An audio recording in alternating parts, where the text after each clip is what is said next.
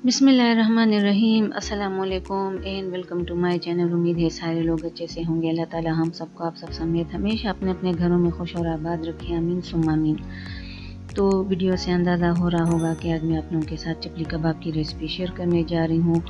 चपली कबाब बनाने के लिए इसके टेक्सचर से लेकर इसके फ्राइंग तक चंद एक ज़रूरी पॉइंट्स हैं, चंद एक सीक्रेट इंग्रेडिएंट्स हैं जो कि इसमें डाले जाते हैं। तो वीडियो को स्किप किए बगैर देखिएगा ताकि आपके समझ में आए और आप लोग जब इसको बनाने लगें तो आपको वही एक्चुअल फ्लेवर मिले जो कि असल में चपली कबाब का होता है।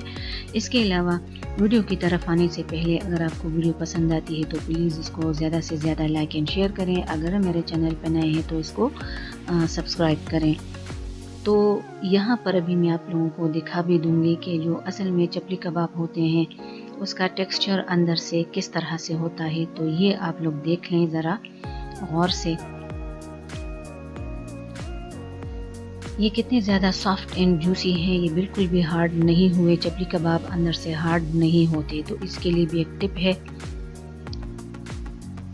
तो चलिए हम अपने चपली कबाब को बनाना शुरू करते हैं। सबसे पहले ये मेरे पास प्याज है आधा किलो यानी 500 ग्राम के बराबर, और ये बड़े साइज़ के 4 प्याज मैंने लिए थे और उसको मैंने बारीक चॉप किया है। बहुत बारीक इसको आपने चॉप करना है। अगर इसके बड़े बड़े पीसेस हुए तो नतीजतन चपली कबाब सही नहीं बनेंगे, वो टेक्सचर उसका जैसे आना चाहिए वैसे नहीं आएगा और वो फिर टूटेंगे भी। तो इसलिए फाइनली इसको आपने चॉप करना है।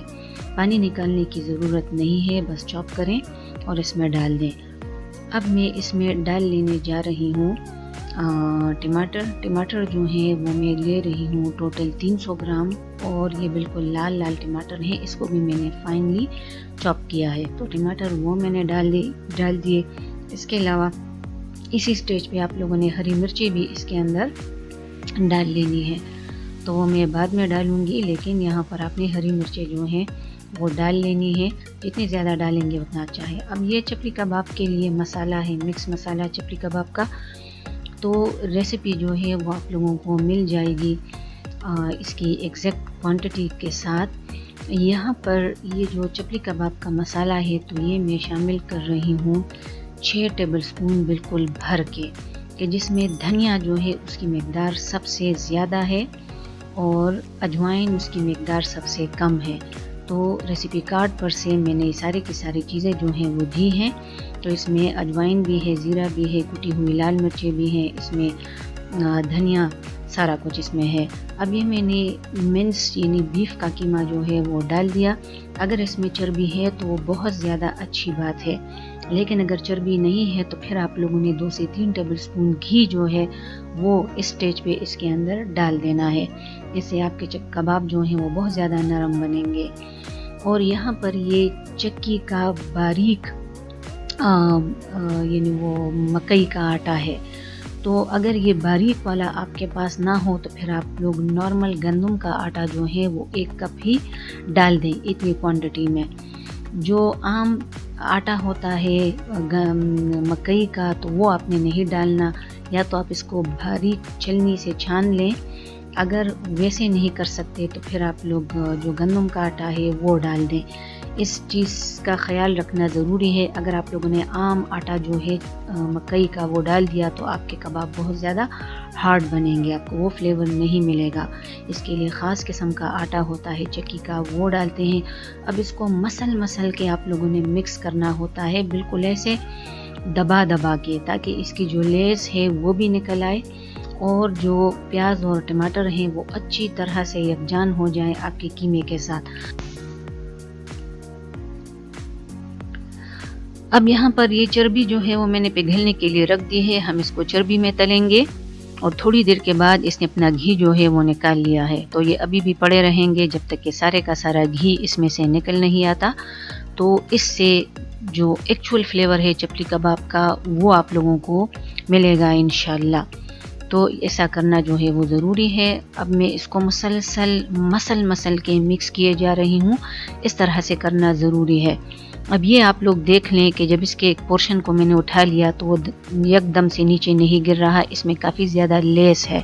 तो इसी तरह से आपका जो कीमा है वो लेसदार होना चाहिए, तब कहीं जाके आपको जो असल टेक्सचर होता है चपली कबाब का जो कि बहुत ज़्यादा सॉफ्ट होते हैं, जूसी होते हैं, वो आप लोगों को मिलेगा।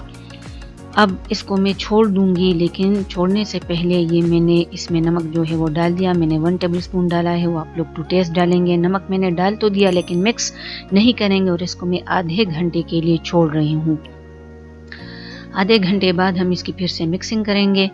अब यहाँ पर जो घी है वो इसमें से निकल चुका है, जो चर्बी था उसका वो घी, और इसको मैंने चढ़ा दिया है क्योंकि थोड़ी देर के बाद मैं इसके अंदर वो कबाब तलूंगी। ये थोड़ा सा तेल में डाल रही हूँ क्योंकि चर्बी की मिकदार कम है, तो इसलिए आप लोग तेल वगैरह इसके अंदर डाल सकते हैं। अगर कोई इशू है तो बिल्कुल फिर आप लोग घी या तेल में फ्राई कीजिएगा, लेकिन अगर हेल्थ इशू नहीं है तो फिर आप लोग इसको चर्बी में ही तलने की कोशिश कीजिएगा।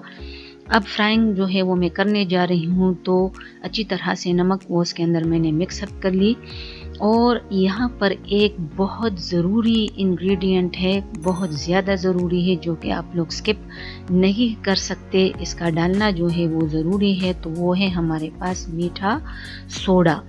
अब मीठा सोडा जो है वो आप लोगों ने हाफ टी स्पून के बगैर हाफ टी स्पून के बराबर डाल देना है। तो ये मैंने हाफ टी स्पून मीठा सोडा जो है वो डाल दिया। इससे आपके कबाब बहुत ज़्यादा सॉफ्ट, नरम और जूसी बनेंगे। अच्छी तरह से इसको मिक्स अप करें। ये पहले से आपने डाल के छोड़ना नहीं है, ये आप लोग उस वक्त डालेंगे जब आप कबाब बनाने लगे। तो अब इस तरह से कबाब जो हैं वो आप लोग बना लें, जितने बड़े बनाने हैं। कबाब बहुत ज़्यादा पतला नहीं करना, थोड़ा सा मोटा हो।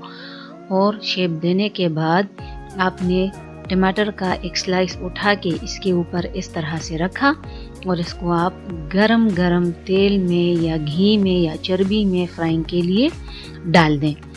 तो इसको मैंने डाल दिया और जब तक कि दोनों साइड्स पे खूबसूरत गोल्डन कलर नहीं आ जाता उस वक्त तक इसको मैंने फ्राई करना है। तो इस तरह से मैं सारे के सारे कबाब जो हैं वो तल लूँगी। आपने अपनी कढ़ाई को ओवर क्राउडेड नहीं करना, जितनी उसकी गुंजाइश है उतने ही कबाब डालें। अगर आपने गुंजाइश से ज़्यादा डाले तो वो बिखर के टूट जाएंगे, क्योंकि हमने इसमें कोई वो नहीं डाला। तो ये आप लोग देख लें, बेहतरीन हमारे चपली कबाब जो हैं वो बन के तैयार हैं।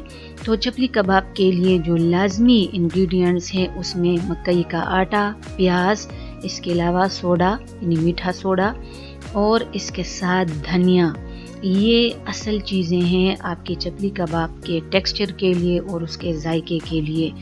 तो इनकी क्वांटिटीज़ का ख्याल रखें और इसकी क्वालिटी का ख्याल भी रखें। तो इस तरह से ये बाकी जो हैं वो मैंने डाल दिए और इसको मैं फ्राई करके निकाल लूँगी। उम्मीद है कि आप लोगों को ये जो रेसिपी है पसंद आई होगी। अगर पसंद आती है तो प्लीज़ इसको ज़्यादा से ज़्यादा लाइक एंड शेयर करें। अगेन बताती चलूँ, अगर आप लोग मेरे चैनल पे नए हैं तो प्लीज़ इसको सब्सक्राइब करें।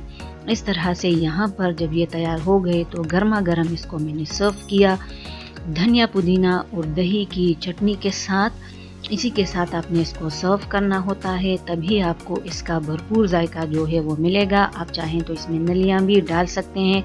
अगर कोई हेल्थ इशू नहीं है, आप चाहें तो इसमें फ्राई करके अंडे का ऑमलेट भी डाल सकते हैं। वो मेरे चैनल पे पहले से मौजूद हैं, तो आप लोग मेरे चैनल से मैं लिंक दे दूँगी, वहाँ से आप लोग ये वाली रेसिपीज़ देख सकते हैं। तो ये फाइनल लुक है हमारे चपली कबाब की। जायके के लिहाज से बेहतरीन लाजवाब इसका जायका है।